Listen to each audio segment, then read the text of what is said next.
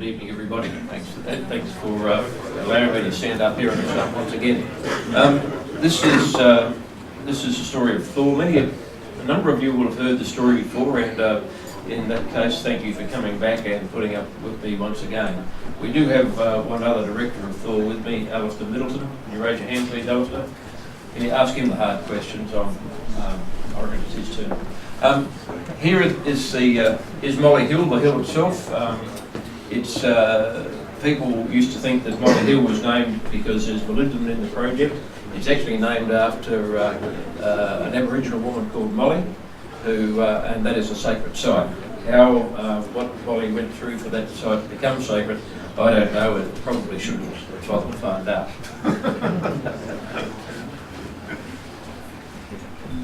Our business is tungsten, it's molybdenum, and it's copper.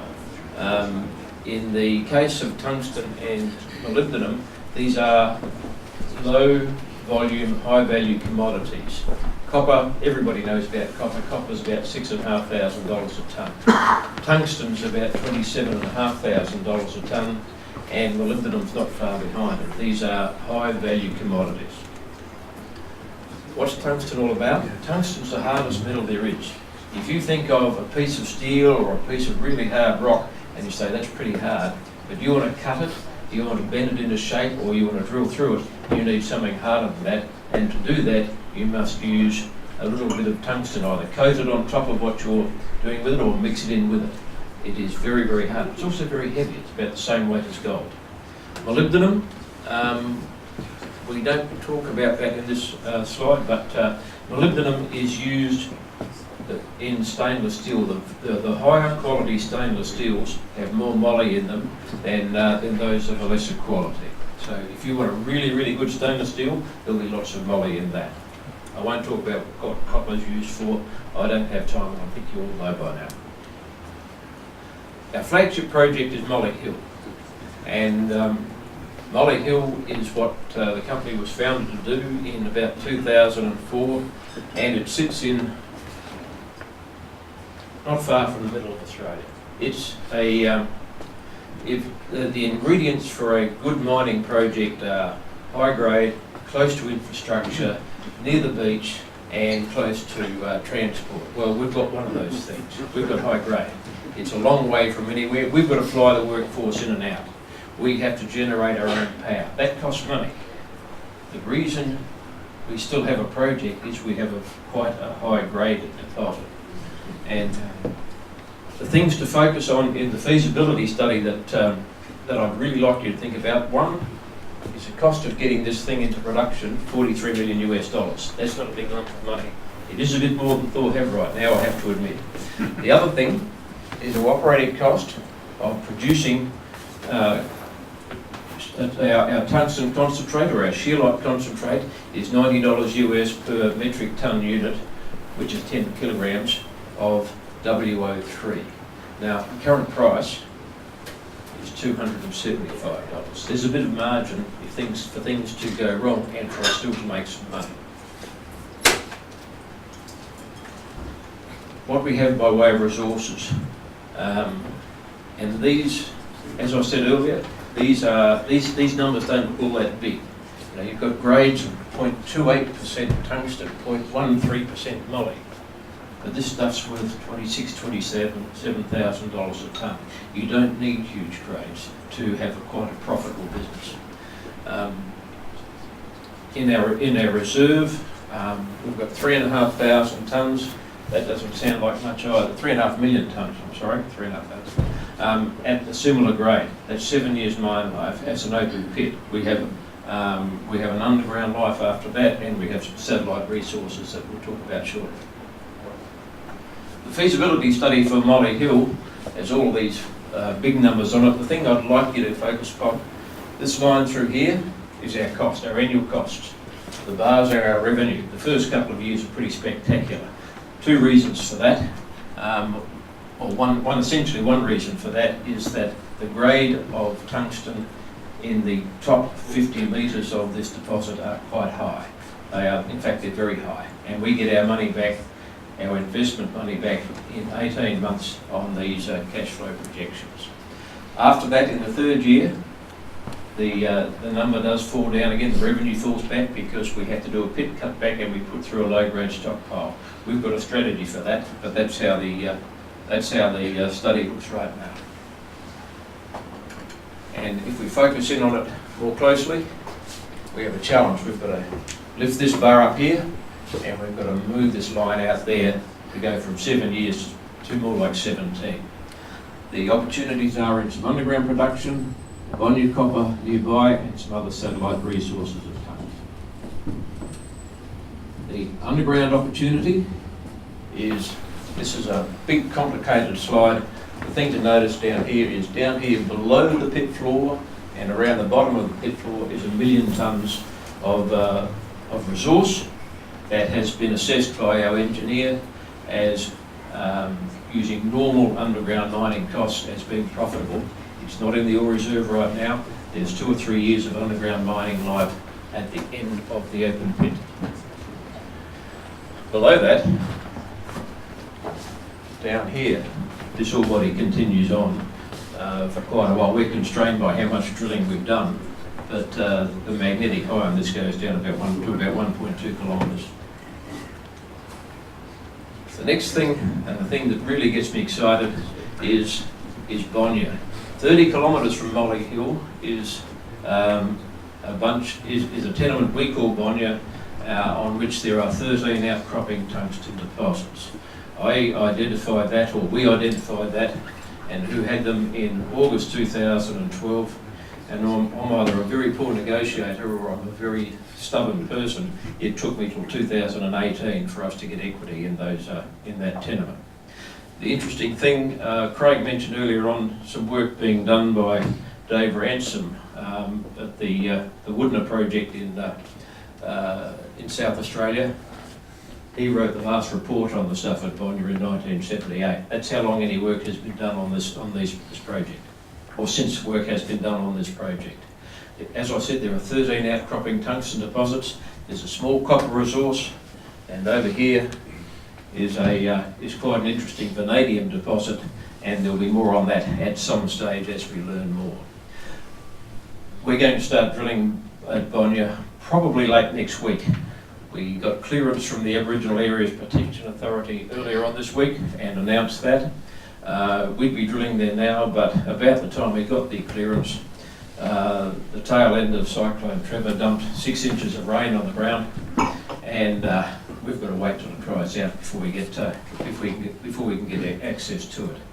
But we're really excited about that. We'll be drilling in the next week or so, and we expect that by late June, there's half a chance we will have additional resources at Bonya that will provide extra feed through to Molly Hill and extend the life of that operation considerably. This is a chart of where we are at our capital cost. Northland Capital, who are now part of SP Angels, put up a graph a few months ago and said this is where we are compared with all the competition for capital on the capital cost of bringing a new tungsten project into production. It's middle of the pack. Some of those on the left-hand side, you think they're probably never going to get going, but who knows. The interesting thing is on the next one, in the operating cost, this is where they said they are. Now, they were our broker at the time, so they're obviously not completely independent, but the credibility of the guy is such that one, I like the numbers, so I have to agree with him. But secondly, he's a guy who is a student of the tungsten industry, and and his work is generally well regarded. Roskill, in the last few months, put out a graph of tungsten costs, operating costs around the globe by quartile. The first quartile, the lowest cost. Not too many of us in the industry understand why it is that low and who is in there. But here we are halfway, at the halfway mark of the second quartile. That's around where you'd like to be in any sort of business. So we're low operating cost, a relatively low capex to get going, and we think we're in a pretty good place with that. Our challenge now is to get this project financed and into production. If we get this thing financed, pull a date out of the year, 30th of June, the first concentrate rolls out of the gate 12 months later. We're working very, very hard right now with our corporate advisors, agent partners here in London, on the offtake and the finance. There's two streams of activities going. One is a string of activities with people that we have known in the tungsten business and have known them for quite a few years, who are assessing the project. They want our concentrates. They like our project. We're working with those. There's a second stream where our corporate advisors have contacted the wider market and brought in a whole bunch of people who provide debt for mining developments, and also a few others who, despite our experience in the business, they knew some people we don't. Those two things are not running side by side because some are in front of the others, but I suspect that over the next couple of months we should have some pretty good news to be able to report in respect of finance for Molly Hill. Staying with tungsten, but moving across the Pacific, we'll go to Pilot Mountain in the state of Nevada. It's a couple of hours south of Reno, on the road towards Las Vegas. What we have at Pilot Mountain is the largest tungsten resource in the US. Now, the US Department of the Interior has classified tungsten as a critical mineral, a mineral critical for the United States. There is no domestic tungsten production in the United States and hasn't been for some years. If ever that becomes something they're really serious about, they're probably going to want to look at the largest tungsten resource in the US, and that's what we have here. We've got 34,000 tonnes of contained tungsten trioxide at Pilot Mountain, and this is only a part of a much, much larger story there. This resource will grow over time, but if you multiply that 34,000 tonnes by $27,500 a tonne, it comes up with a pretty big number. We've also got a bit of copper, a bit of silver, and a bit of zinc going with that. We've done a scoping study that says this is worth doing. The engineers threw some very large cost numbers at it to try and kill it. Didn't quite manage to do that. These numbers should improve over time. Where are we at? We've done the scoping study. We have done the first stage of metallurgical test work. We know we can produce a concentrate that can be sold. What we don't know with that work is what the flow sheet would look like well enough to cost that flow sheet, and that's what we're doing now in Guangzhou in China. We're doing the second stage of met test work, one to confirm the production of a saleable concentrate, but two to come up with a costed flow sheet. After that we can start doing some serious feasibility work. Back to South Australia, where I live, and we're now in copper. We have two copper opportunities in South Australia, and in both cases we're talking about in situ recovery of copper. We're talking about drilling some boreholes into the ground, injecting some fluid that will dissolve the copper, and pumping it out from other boreholes very close by. In the case of Kapunda, the first of those, we have a grant from the Australian taxpayer for $2.85 million to help us take through to feasibility, and that will just about cover the entire feasibility cost of the Kapunda project. What we have at Kapunda is 119,000 tonnes of contained copper. These grades look low for copper mines, don't they? 0.25%. It needs to be relatively low for the in situ leaching or the in situ recovery process to work. If it's high grade stuff, there's not enough surface area for the solution to dissolve the gold in a reasonable period of time. So low grade is not necessarily a bad thing. If you've got big tonnes and low grade, you've got quite a profitable operation.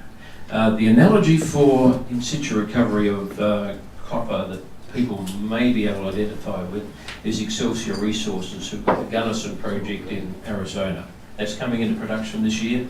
They have said publicly, and their independent feasibility says that they will produce copper for $2,900 a tonne. That's cheap copper. If we can get somewhere close to that at Kapunda, we'll be very happy. Recently we announced that we were going to add the Kapunda project into one across the other side of about 100 kilometres to the east called Moonta, and put the two together and into a much larger copper play, and hopefully list that here in London. Now at Moonta, it's a little earlier stage.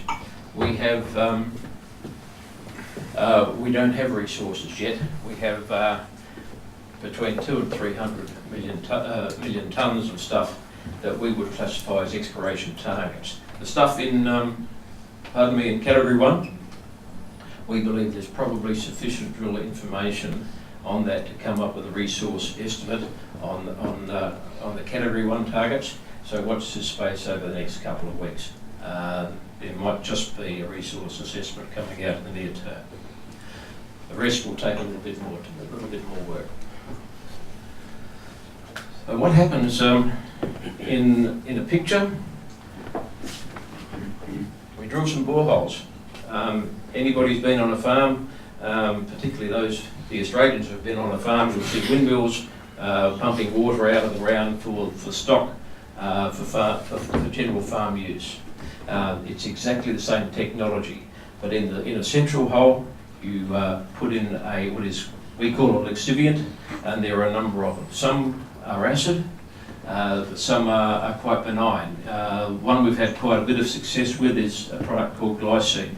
Glycine is a food additive. It also dissolves oxidised copper.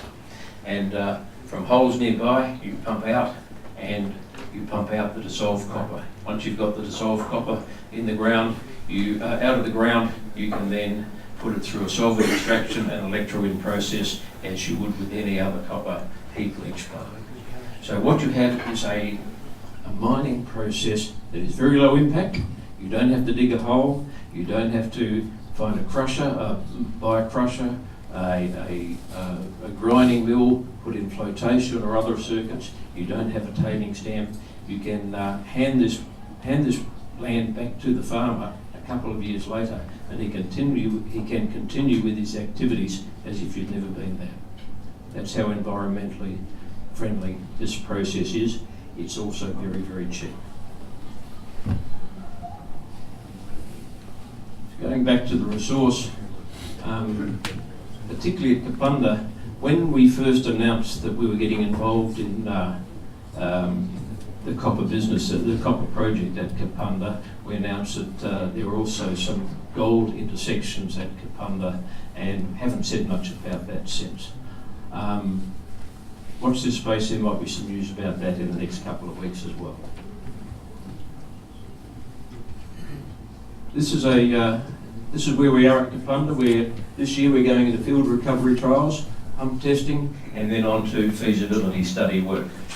At Moonta, a little earlier, working on resource estimates for category 1, and categories 2 and 3 probably need a little bit more drilling, and then we've got to go into field trials and commercialisation. This is the wall of the old Kapunda pit. That green stuff is malachite, dissolved copper. It's we took a group of investors there in June last year in the middle of the rain. A couple of them are here. Nice to see you again, fellas.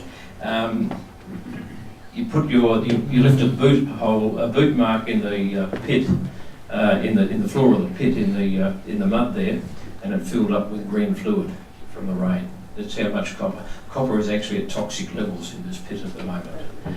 As I said, we plan to list this new entity, Enviro Copper Limited, on a recognised exchange in the near term, and there's a fair chance that will be here in London. In the interest of time, I won't repeat I won't go through that because I think I've said that along the way as well. We announced this week also, we've taken on a couple of new projects, some gold projects in Western Australia, and a uranium project in the Northern Territory, and that we had raised some funds to finance that. So there is not going to be a capital raise in the next few months to pay for the activities associated with that. There's perhaps a little bit more on the way. There's a copper project in the Northern Territory we really like to look at. Watch this space. We're pretty excited about some of these new projects. Gold's in our DNA. We haven't had a gold project for some years. Some of this stuff in Western Australia we like the look of, and hope to start working on some of these shortly. And thanks very much for your time.